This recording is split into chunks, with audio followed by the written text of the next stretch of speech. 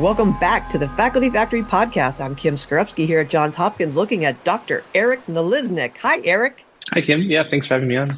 Eric Nalisnick is an assistant professor of computer science right here at Johns Hopkins in the Department of Computer Science in the Johns Hopkins Whiting School of Engineering.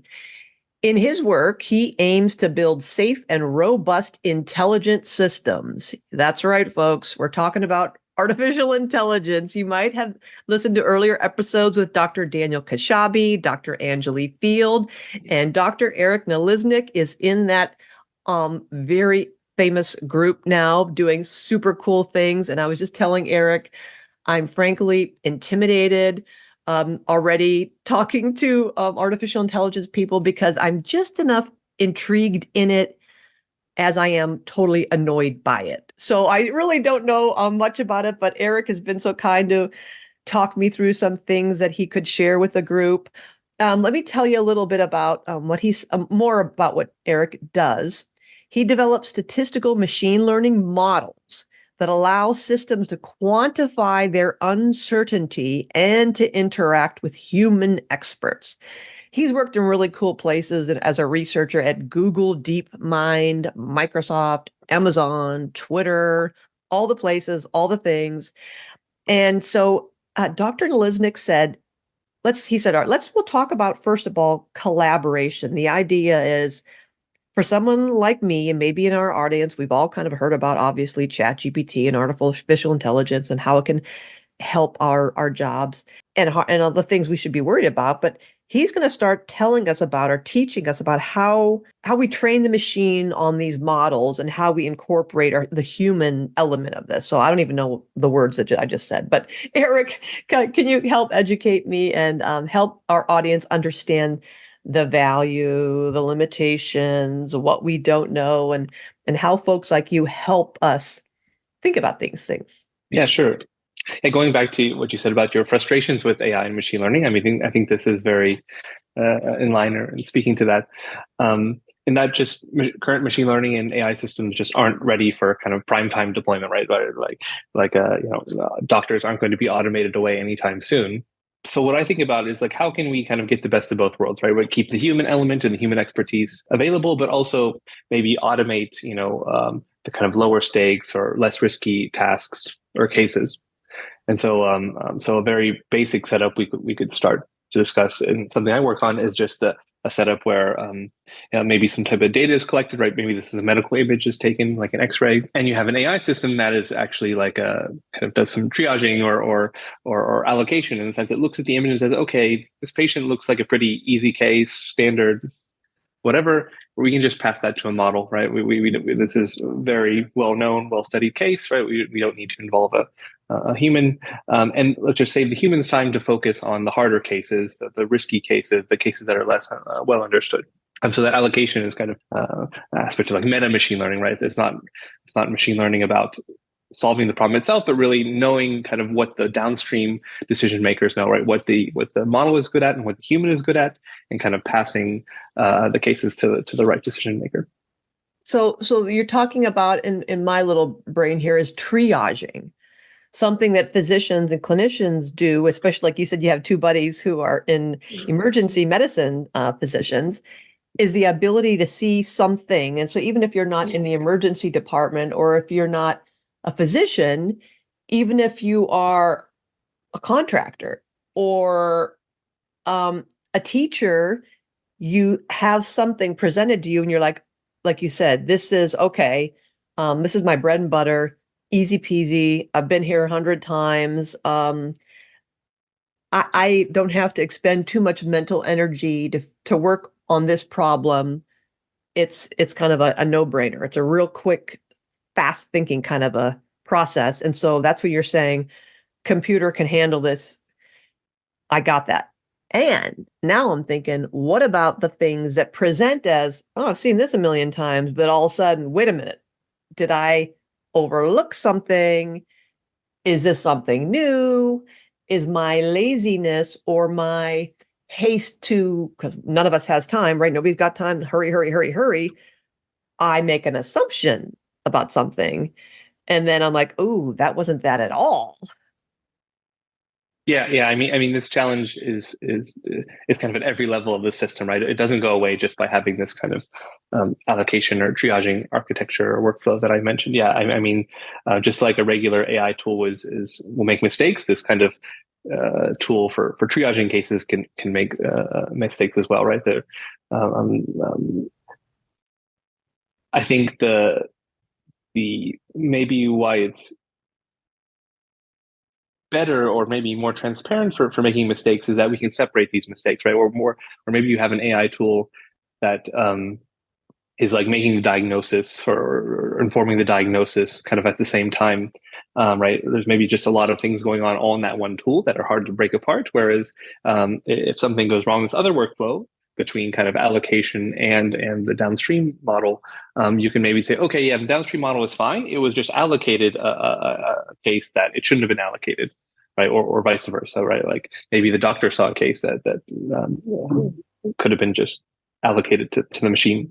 So I think, yeah, it doesn't, it's not a cure all for mistakes, but I think maybe separating these mistakes will provide kind of some better transparency or assurance about the system. And it probably also obviously makes sense to me that the machine, again, once it has the data and the capacity to identify patterns more quickly, more rapidly, and process more data, it could also run through the permutations pretty quickly to go, hey, Kim Skrupski, hold your horses a minute here. You're putting this in as a case of, standard, pneumonia, blah, blah, blah.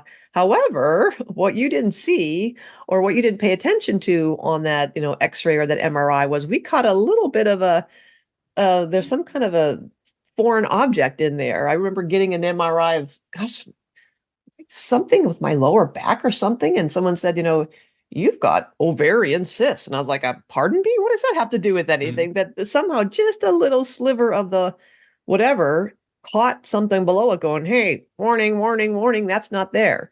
Shouldn't be there.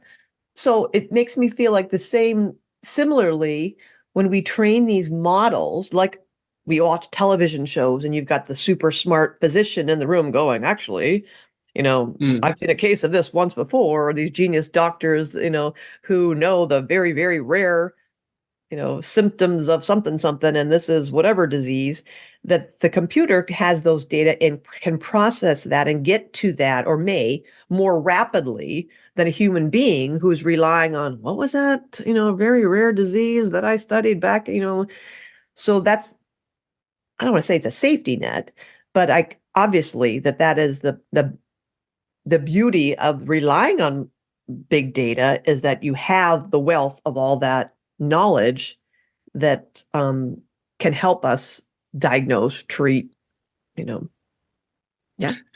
Yeah, I think that's the case. I mean, I think for things like rare cases or edge cases, machine learning models are good, and AI models are good at kind of suggesting things, but maybe are not good at making the final decision in this case, right? Because there's not to get too into the statistical details, but right, like when you see data and you see patterns in that data, right, like the repeated patterns are the ones that are right reliably there, the ones that are pretty easy to build automated techniques to make decisions for.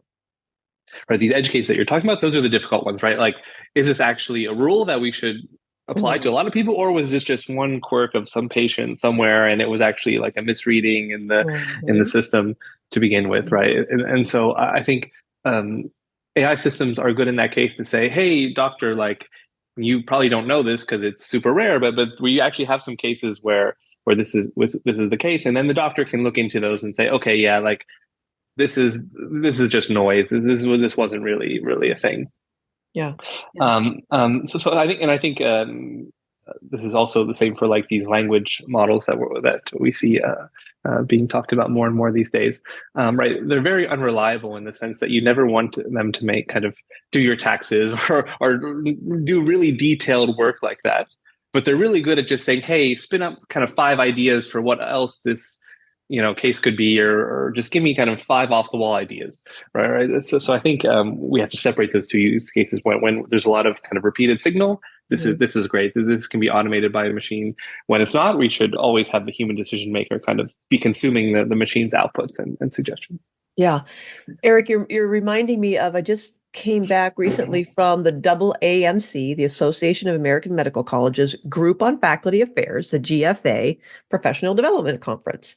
It's a professional society that folks like us belong to, and we share ideas. And we had really robust conversation around um, how large language models and this technology, again, it's back to the old principle of, garbage in, garbage out. If it's pulling data from the literature, what's been published on this, say, disease X or this, condition Y, it only knows what it only knows. It doesn't know what it doesn't know. So, for example, the implications for certain populations of people who have not been represented in the literature. So underrepresented medicine faculty or disenfranchised groups or groups that are marginalized and aren't really studied. And think about medicine in the very beginning. It's like everything was done on men and very little research on women. So if science were to have stopped back then and all of a sudden now plunk in these large language models or any kind of artificial intelligence, it would just say, oh, they're mostly these things called men. And we don't know what these cysts on ovaries. We don't know what that is. These men don't have that thing because it doesn't know about these other groups that have not been studied or have been studied poorly. So the implications for, I think that's another thing, you wanted to talk about was like limitations is the awareness of it's not, as you said, this is not the answer for everything because it's not making this stuff up and it can't think necessarily, oh my gosh, I recently became aware of women. So we should, as a computer, we should probably think about women and what is the architecture of women. It doesn't do that. It only knows what we tell it to know. So it's based on our knowledge, which is limited. So it's kind of like this cyclical kind of vicious circle, right? Yeah, that's exactly right. Yeah, I mean, one of the first statistics courses I ever took, I remember the instructor saying, like, when building a statistical model, you always either have to pay in data or assumptions. And when we don't have prior cases, like you're saying, right, like of just groups that have never been studied properly, right, we don't have the data for them, so we have to pay in assumptions. And if our assumptions are being built by, biases or stereotypes, right, like that will either just reinforce this lack of data. And I think this is one of the major challenges now with modern AI is that, as you said, it's being trained on these kind of huge just dumps on the web, right? We don't know if the medical information is coming from a medical journal or it's coming from just like Reddit and Twitter posts that people are just saying totally uninformed things. And for that reason, one of the core technical challenges we face today is having a model and saying, okay, what data has it seen before? What are the boundaries of that knowledge? And what data hasn't it seen, right? And unfortunately, this is, like I said, becoming even more challenging because people just download models off the internet, and we're separated one or two steps from the data. This is very different than like the statistics and like kind of traditional statistical modeling. Like a statistician, like right, they're trained to like the first thing they do is like visualize the data, understand the data, look at like summary statistics. Right, this is just very different than how AI is practiced. And something that you can't just apply the night. It's not like we can just visualize right the internet and different visual like plots and graphs and summary statistics. Right, we have to come up with new tools to allow us to understand the data at scale. Yeah. Back to testing assumptions. Every regression model has a set of assumptions that you have to make sure you clear before you proceed to be able to interpret the data with any sense of, certainty.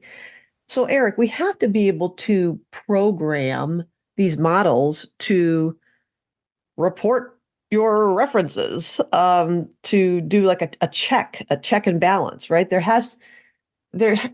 I'm sure, I know this is done, but help me understand better about, so when we put something in and ask something out, what level could we like say, what is your level of certainty, machine, that what you're saying is a, gobbledygook, and based on what? Like, could we have like a score, like, based on now I got a lot of, 80% of the stuff I'm telling you came from Reddit or Instagram or Facebook or um, YouTube, but then drill down, what percentage of that came from peer-reviewed publications? So is there a way to program it so that it kind of could shyly say, yeah, you're right, probably, and then learn from that, learn that, oh, this is not a necessarily reputable source for this kind of information. Can't we teach it to be smarter and to check itself? Yeah, and people are certainly working on this. It's certainly not a solved problem, though, right? And you can ask my NLP colleagues would, or natural language processing colleagues like Daniel would know more of what's the current state of the art in this. But maybe just to tie it back to kind of traditional things, right? This is a problem that was even around right in the earliest days of statistics, and often is called like a two sample test, right? You have data that you saw maybe during some design or development stage, and you have the data that you're seeing now at kind of testing or deployment stage, and you would say, did they come from the same distribution? And that would be one way to do this, right? Like you have some kind of patient data maybe coming in, and you say, oh, is this from the same distribution as this giant hoard of data that I used to train my language model, right? So that question is still fundamentally the same. It's just that the statistical and mathematical tools from the past don't easily scale to the situation, right? And also, we're in a very different setting too, right? Where a lot of these statistical tools were developed, right, for like tabular data, just like 10 dimensional like blood measurements or something like this, right? Like not just text, right? Like statisticians often didn't work on natural language and text data, right? We have to kind of pull from several different fields to get the right tools, and because we're having to kind of scale them and work on different data types, right? A lot of the statistical kind of rigor and guarantees that the mathematics and statistics communities developed don't apply, right? Unfortunately, we're a bit more kind of flying by the seat of our pants, so to speak, about like even the tools we developed, like they can be right in 99% of cases, but guaranteeing they're going to be right in that next case is still really hard. Yeah. So talk to us about the failure points and the limitations. Yeah, I mean, there's of course failure points at like every level of the system, right? There could be user error, and right, you should talk to like the human-computer interaction people to talk about those kind of interaction failure cases, right? But I'll talk about again the more statistical kind of core that these methods are built on. And yeah, as you say, like the biggest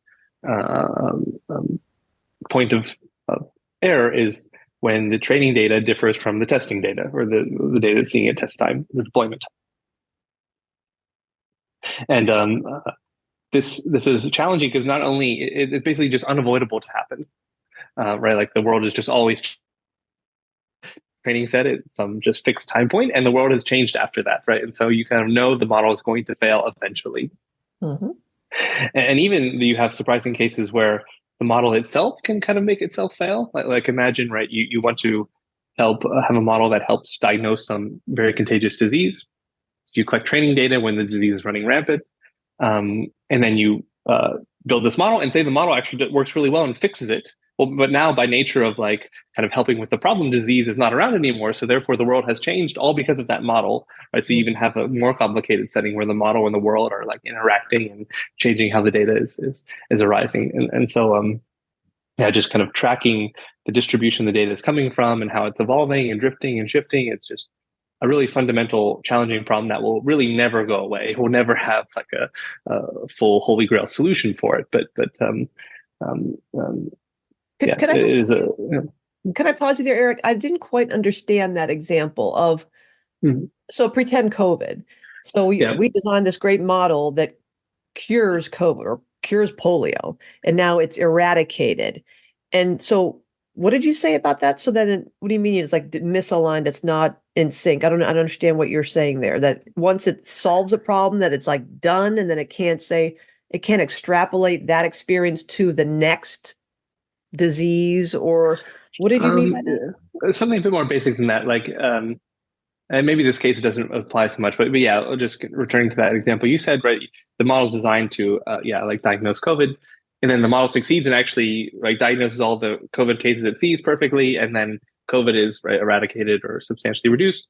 By nature of being effective at the task it was designed for, it has the new data that it would see, right? The new patients, if it were to see a new batch of patients, right, they don't have COVID anymore. And so therefore it like has changed the world in a way that has made the test data different than the training data. So I have to think about this. So what you're saying is, Maybe yes, I can give another example from like, right, there's these things called recommendation systems that you've probably encountered on like Amazon.com and things, right? It says that, oh, you bought this, you should also buy these things. okay.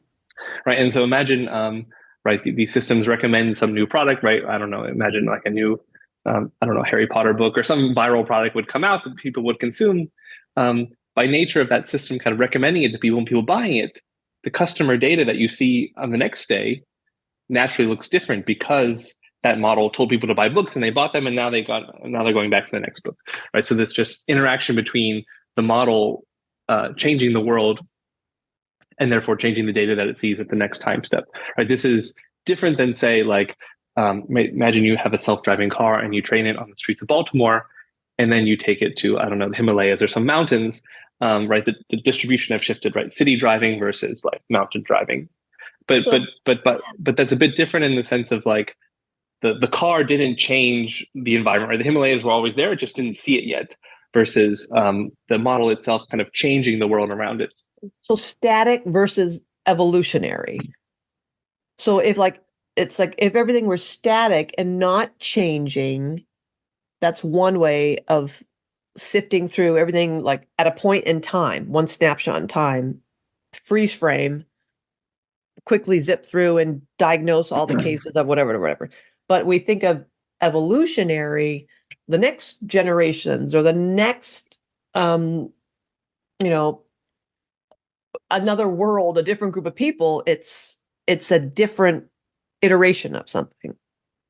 Is that? Yeah, and I would even break it down further to be like the world can change on its own versus the world can change because we have this model on AI interacting with people, right? Like because we introduce this AI into the world is different. And so those even two cases are different.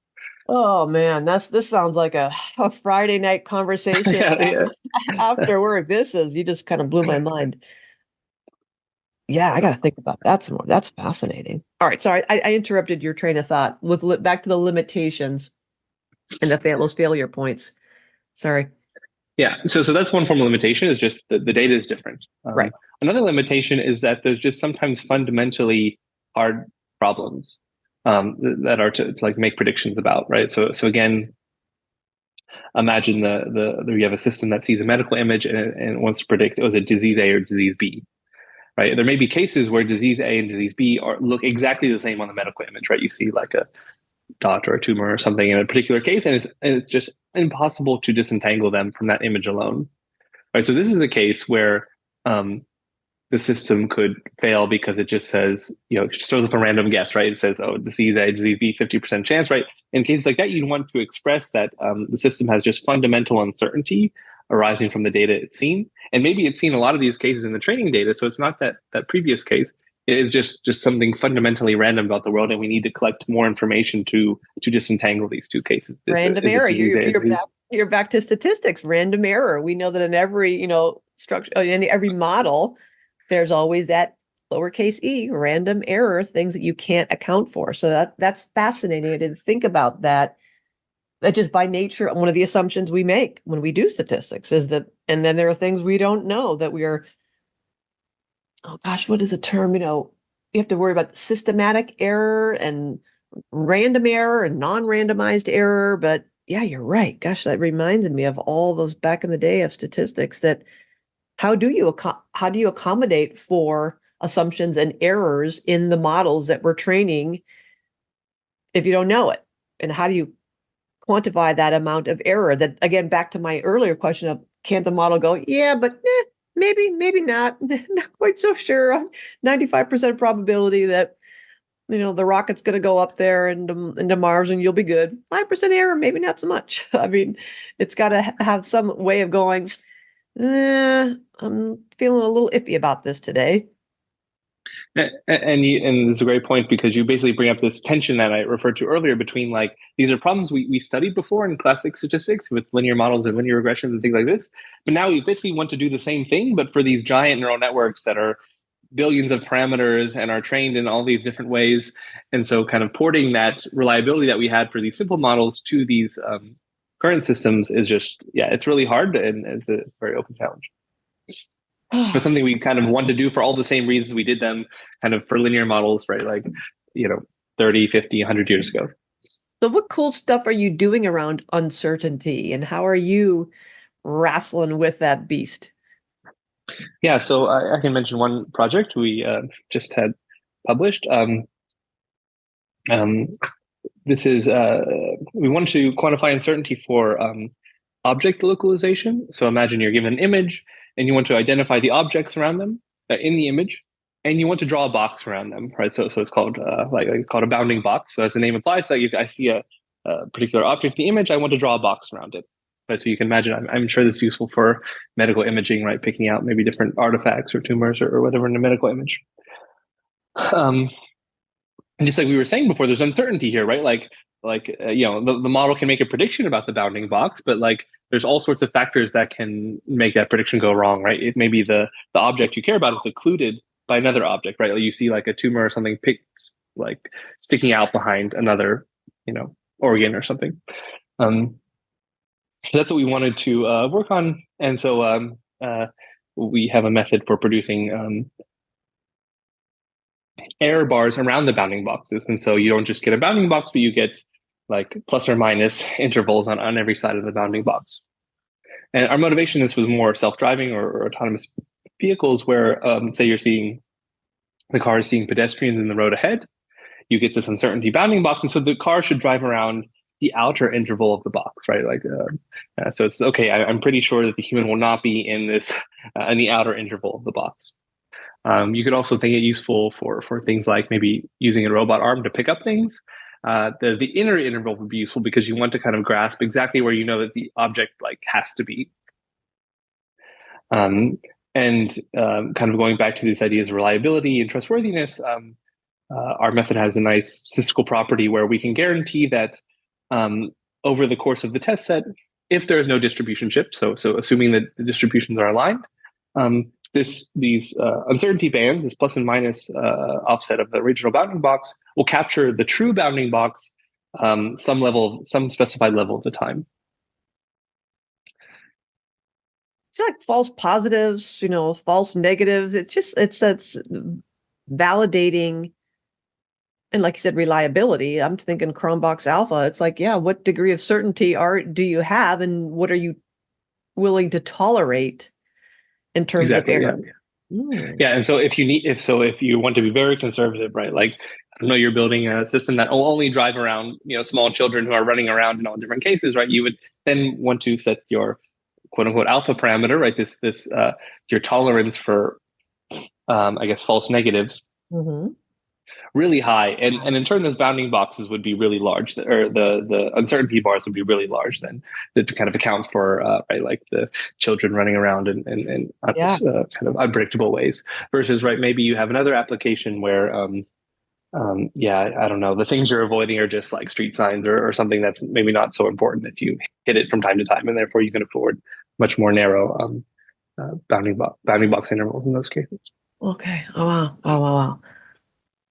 I'm still kind of in a mind blur about the earlier puzzle you gave me to think about. But what do you talk about with your buddies in emergency medicine? Like when you have these Friday night or these socializing, and they're like, man, what do you do and how do you do it? And what do they kind of get excited about what you're doing and try to see how it could relate to the work they're doing? Or do they share with you like their challenges at work and say, come on, Eric, like, can you fix that? Or can you design a thing that will do something? I'm curious, like, what do y'all talk about, and how do you see an application of what you're doing to what they're doing? Or do they see an application? Have you ever had any of these kind of cool conversations, or do you? Yeah, I should say most of our conversations about just like the wild stories they have in the emergency room of just people coming in because they have something impaled somewhere or the other. Ouch.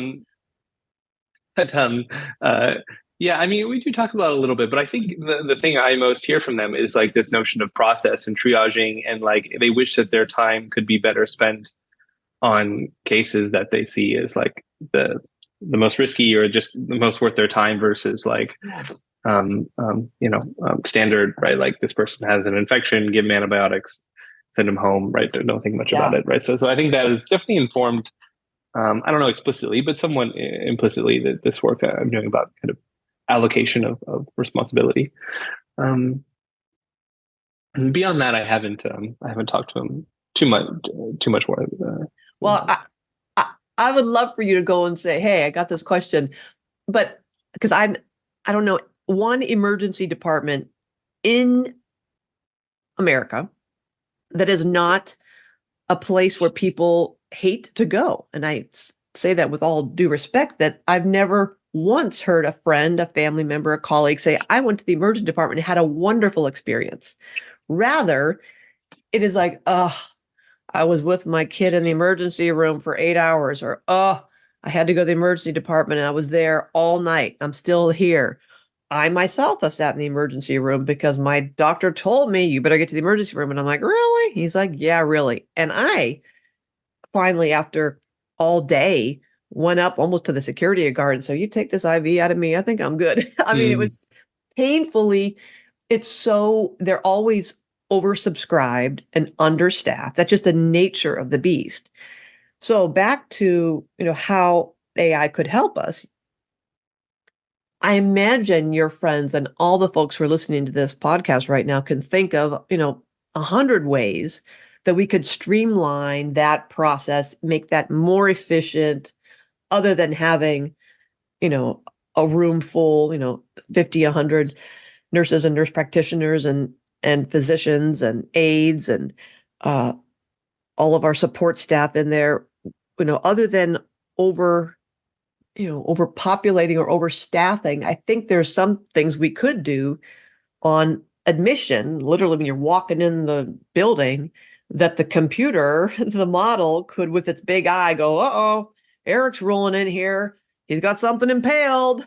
And I've just done a quick assessment of his blood pressure and his heart rate, and he sat down in the seat and I could tell his temperature and all these smart chairs, smart rooms, and it can say, what his blood type is because you're bleeding all over, oh, whatever. Some smart room that would be able to say quickly, and you got a little thing beacon bopping over you. He needs a unit of blood. He needs a few stitches, course of antibiotics. Bada boom, bada bing, move along, set him through on the conveyor belt out the other end, versus somebody else coming in and go, oh, this is suspicious. We're having a cardiac event here, la, la, la.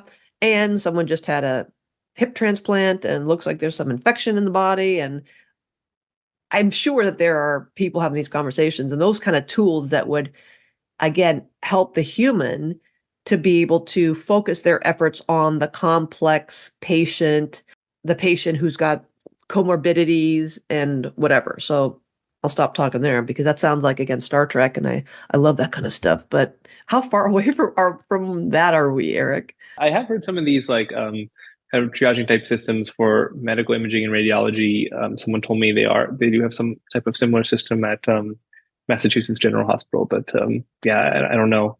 I'm still a bit disconnected from the downstream impact, but that's something I hope to learn more about being attached to Johns Hopkins now.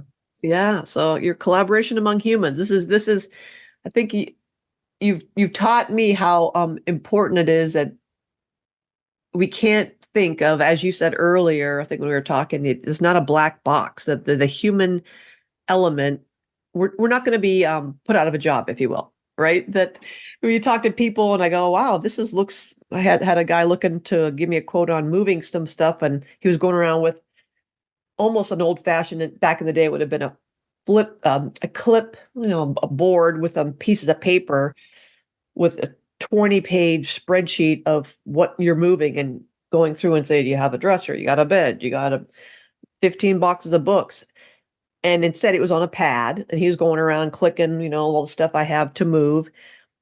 But it was still, he had a little stylus and he was clicking and scrolling up on his list and scrolling down and looking for the inventory stuff to move. And I thought, geez, I bet it won't be too long till you could come in here with some kind of a camera or your phone and just move your phone or Mm. your camera around the room. And the app is going, oh, that is a chair. That is a 40-inch TV.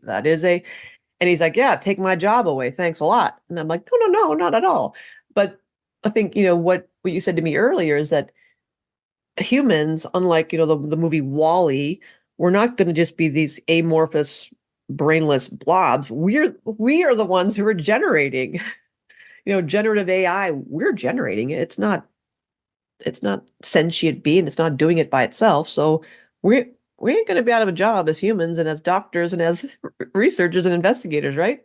Right, Eric? Yeah, I completely agree. Right, I think this kind of notion of like full automation is just like right. People have been joking around. Right, we've been saying self-driving cars are around the corner for 5 years, for around the corner or within reach in 5 years for the last like 15 years or something like that. Right, like um, uh, just these problems of automation have proven much harder than people originally thought.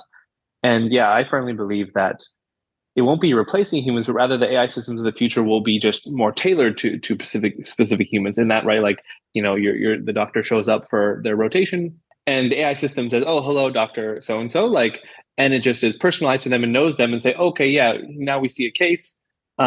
This case is like, bread and butter. This is doctor's expertise, and even maybe assesses kind of more."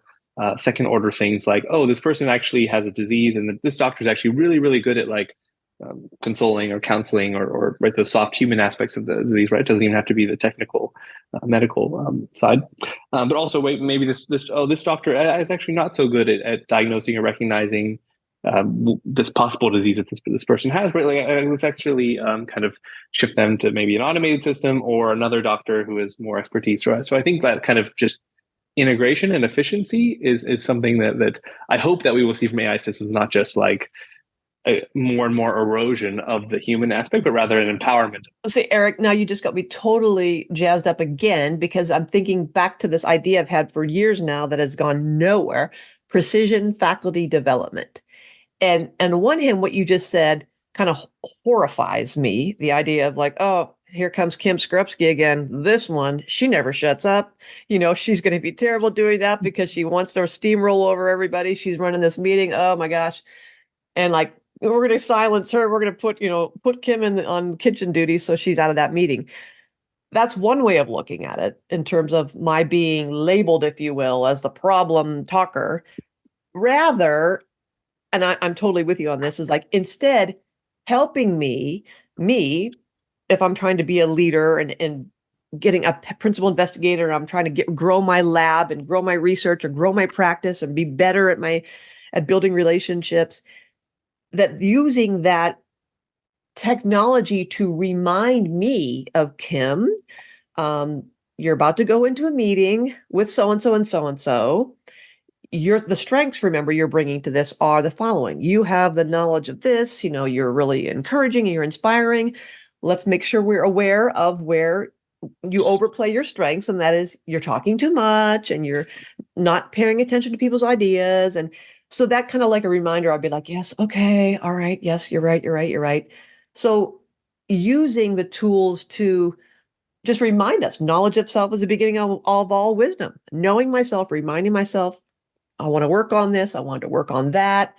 Remember, if you want to build better relationships with your patients, remember, look them in the eye, give some space for emotion and feelings, those kinds of things, on and on and on and on. So as a faculty developer, what you just said, Eric, made me get more excited again about, rather than all going to the same class and the same course, that personalizing technology, artificial intelligence can know our own data, our own preferences, our own bugaboos, and help us improve our models, if you will, our own personal language learning models, and help us come to, gosh, what was that? It's the model is, not oversaturated, but coming to a good model and go, okay, this is it. Cam, the ideal you is if you make a couple of these tweaks and put that variable in there, you're going to have a nice strong alpha coefficient. So that's, I think, the value that excites me, that I can see application not only in practice and in clinical work and in the lab and looking at slides and films and MRIs, but also developing us as leaders and as humans and helping us to improve and be the better versions of us. Your description there reminded me of, I'm sure you probably know a lot about this, of like, I read Atul Gawande's Checklist Manifesto book, right? And read these checklists are kind of for that same purpose, right? Of kind of democratizing and allowing kind of maybe you to check yourself and also other people to check you who right, or maybe in positions kind of under you. And maybe AI will just be kind of a smart checklist in some ways of just kind of monitoring the room and providing feedback about what you could do better or check yourself in certain ways. So it sounds a lot less glamorous that way, like like automated or glorified or mutating checklist. But right, I think that's something we should be thinking about. It's an AI coach. Are you kidding me? I would love that. I mean, I guess it sounds scary to some people, and I can see how it could be overplayed, like any strength can be overplayed, becoming a weakness. But how many, oh my gosh, I'm one of these people, like a lot of us have notes on our phone and sticky notes on the monitor and reminders and lists of things we want to do when we really want to drink more water and do more squats and do this and write those papers. The things we want to do. I think, how many people have those Fit watches, those Fitbit things or whatever, the watches that they're wearing? That's like a reminder. How's your heart rate? How's your blood sugar? La, la, la, la, la. Why can't we have the same kind of using technology to help us? We design ourselves. It's not Big Brother saying, hey, the galaxy government has decided, Eric, that you need to work on your whatever. Mm-hmm. And Kim, you need to work on your posture. Excuse me?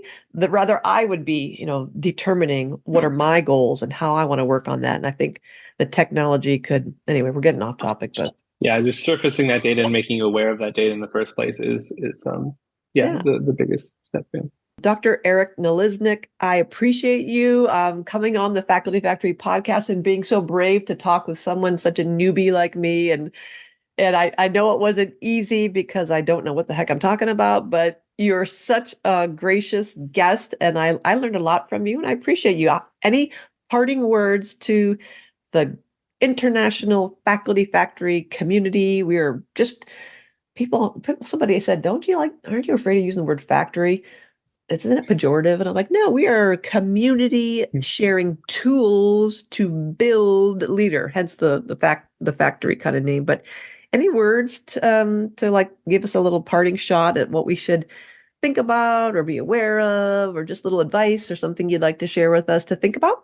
Yeah, I think maybe one of the core messages of this great conversation we had was just like, right, AI is not magic, right? We just need to be aware of and think about its limitations, and eventually those limitations and thinking about kind of where we can contribute will ultimately be lead us to the kind of best solutions. Not magic. Darn it. Thanks, Eric. Appreciate you.